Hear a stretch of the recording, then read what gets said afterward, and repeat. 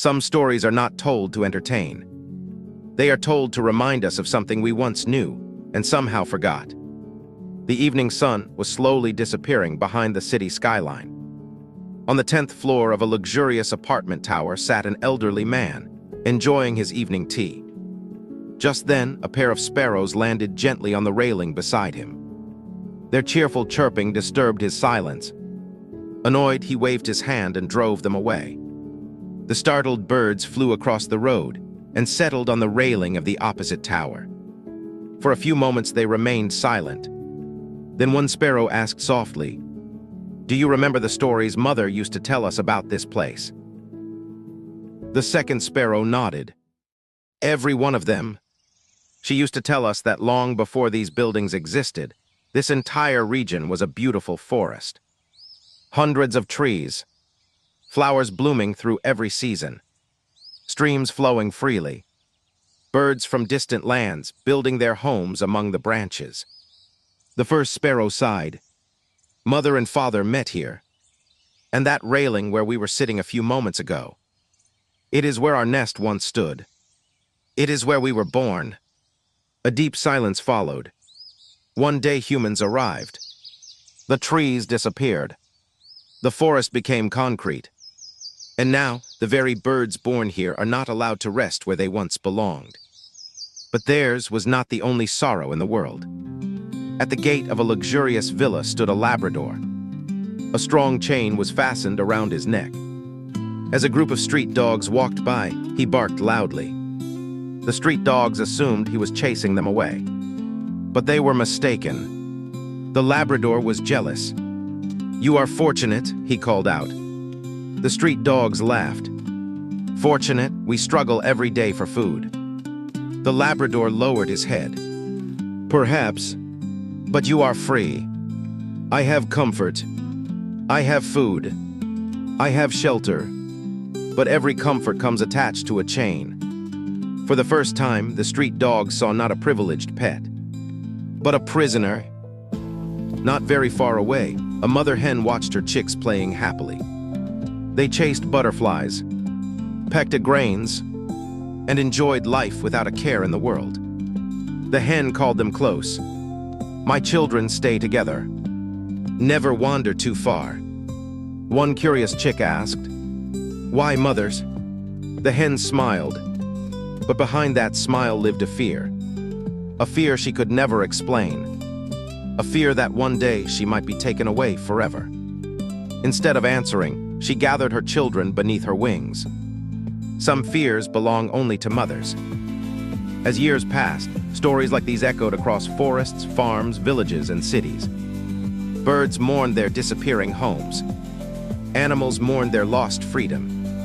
Many felt misunderstood. Many felt exploited. And almost all of them had one common complaint. Finally, a decision was made. Representatives from every species would gather and seek justice. Their destination was the court of the king of the jungle. The lion. Under the shade of a giant banyan tree, the great assembly was convened. The sparrows spoke of vanished forests. The Labrador spoke of chains. The hen spoke of fear. One after another, animals narrated their suffering. The lion listened patiently. When the final voice had spoken, he rose.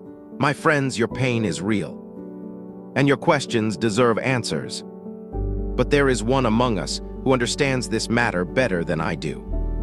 The elephant is not only stronger than most creatures, he is also wiser. He has spent much of his life among humans. He understands their strengths, weaknesses, ambitions, fears, and contradictions. A king may know his kingdom, but the elephant knows the world beyond it. Sometimes the answer to suffering is not revenge. Sometimes it is understanding."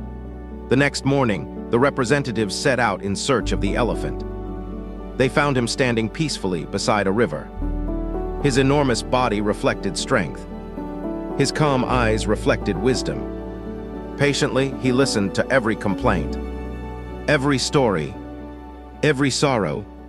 When they had finished, he smiled, a smile that seemed to carry centuries of understanding. "My friends," said the elephant, "you believe humans behave this way only toward us. They often do the same among themselves. A strong boy bullies a weaker boy. A wealthy man exploits a poorer man. A powerful nation influences weaker nations. Power has always tempted those who possess it. The rabbit interrupted, but we also have power among us. The elephant nodded, of course. The worm fears the sparrow. The sparrow fears the hawk. The hawk fears the eagle. The rat fears the snake. The snake fears the mongoose. The mongoose fears the dog.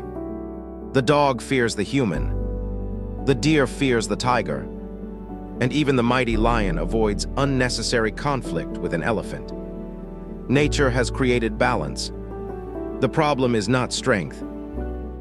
The problem is what one chooses to do with it. The rabbit stepped forward. If that is true, why are you different? You are stronger than almost every creature. The crow joined him. The same is true of the cow. The elephant smiled. My strength is a gift from the Creator. A gift becomes a curse when it is used to dominate others. The cow and I try to demonstrate a simple truth. Power is not permission. It is responsibility. The temptation to exploit. The temptation to control. The temptation to become arrogant. Those who overcome these temptations become examples for others. It is for this reason that the cow and I are respected and worshipped by humans. Many humans misuse their strength. Yet those who choose not to misuse power are always held in the highest esteem. History does not remember those who merely possessed power. It remembers those who exercised power with wisdom. Then the elephant smiled. The Creator never made strength the measure of greatness. If that were true, I would be king instead of the lion. The animals laughed. Greatness is measured by how safely others can live in the presence of your strength.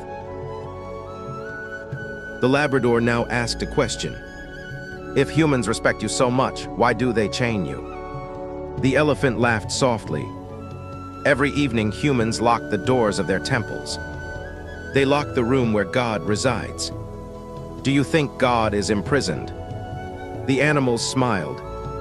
They chain me because they fear I may leave. Then the elephant lifted one foot. The ground trembled. The chains rattled. The animals stepped back. The elephant lowered his foot. Do you truly believe these chains could stop me if I wished to leave? Then he spoke another timeless truth. Strength is not proven by breaking chains. Strength is proven by knowing when not to. The sun slowly began its journey toward the horizon. Golden light reflected upon the river. The elephant knew it was time to conclude. My friends, humans possess a sixth sense. It gives them intelligence beyond ours. There is no point fighting them. But that does not mean we are powerless. We possess something equally important. The ability to perform our duty. Remain loyal. Nurture your children. Serve nature. Do your karma. Do it honestly. Do it sincerely. Do it without bitterness. Then the elephant spoke the words that would remain in their hearts forever. Whether one is a mighty human, a powerful elephant, a kingly lion, or a tiny ant, every life ends the same way. The length of life is uncertain. The quality of life is a choice.